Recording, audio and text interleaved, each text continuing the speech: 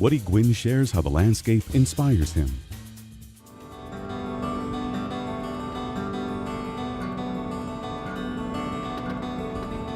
It has such an incredible scale about it, this place. You can't help but sort of be put in mind of infinity, looking at some of these shapes. Right here. We know that the mountains are finite, but they put us in mind of infinity, you see. They put us in mind of something even bigger than themselves. And New Mexico is a place that does that. It's big, but it puts you in mind of realities that are even bigger. That feeling of infinity is a feeling of beauty and feeling of possibilities and all of the positive things that we all want and need in our lives. Hopefully, that's what great painting puts you in mind of. When I got out of high school, everyone expected me to go to college, and I knew it was a hopeless situation. Let's put it this way, I'm not up to normal when it comes to mathematics. I did meet Peter Hurd. I phoned him up. Oh yes, Mr. Gwyn, come out tomorrow at 3. So I did. When I showed up at the ranch, he couldn't have been nicer, even though I'm sure he was surprised that I was an 18-year-old boy. He told me that he himself was once a waif, which I'll never forget him saying to me. And it was very radical advice for 1962. He said the only time you wasted was the time he was at Haverford College. Well, nobody was talking that way to me. He said, if you really want to be an artist, then go to an art school.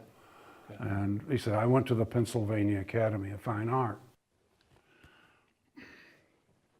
I remember following Mr. Hurd out to his orangery.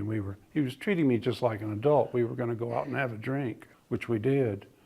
But as we did, it had begun to snow, and I put my foot in his footsteps. And I thought to myself, well, I hope I can be an artist like this. You know, I remember that.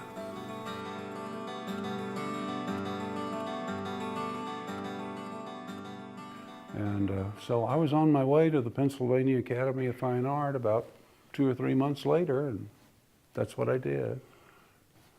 But it was on his advice.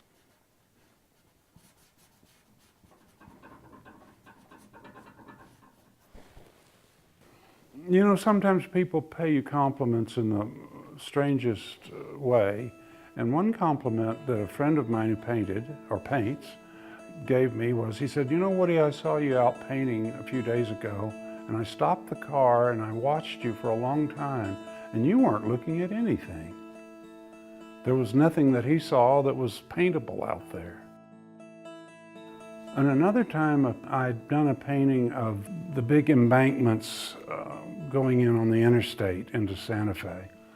And he said, I was here when they blasted out those hills and made way for that highway. And I felt horrible about it at the time, but you've shown me that there's still a certain beauty there. Quite often doing a painting is an exploration of finding out what it is exactly about the thing that did inspire you.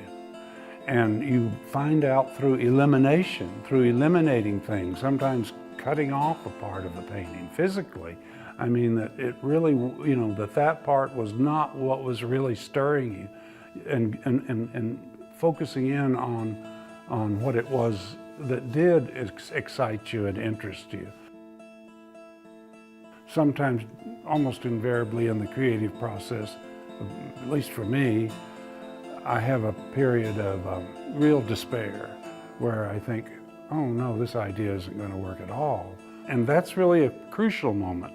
That's a good moment, because invariably that's the moment when your ego gives up and you really are open to new solutions or something that you weren't expecting.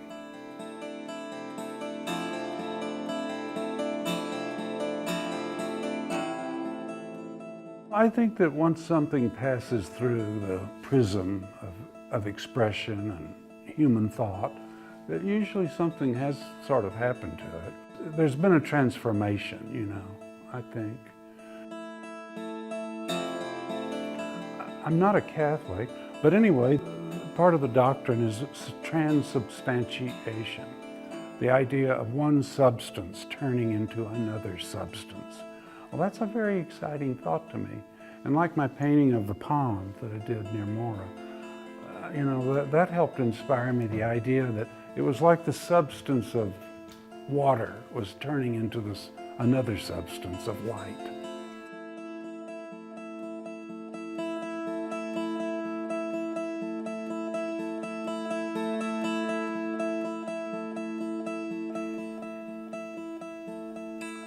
The greatest danger of abstract art is that it ends up being not anything beyond decoration. Well, the same thing with realism. The great danger in realism is that the content, the emotional impact, or the quality of the work is such that it does not get beyond illustration.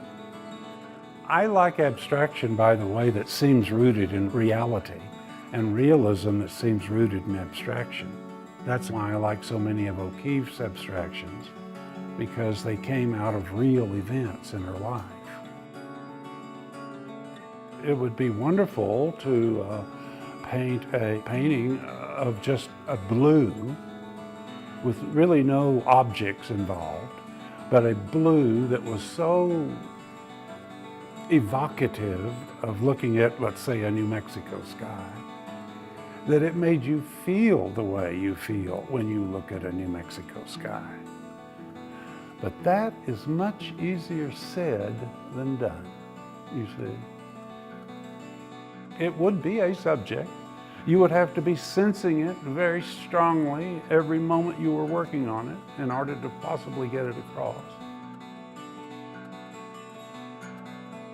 Whitman said something about subject matter, and it's really scalding.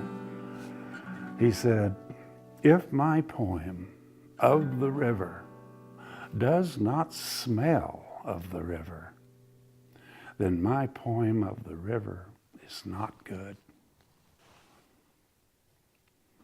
Agnes Martin used to tell me, "Oh, Woody, we've just got to get a little bit of the truth into our work. Even a little bit is enough.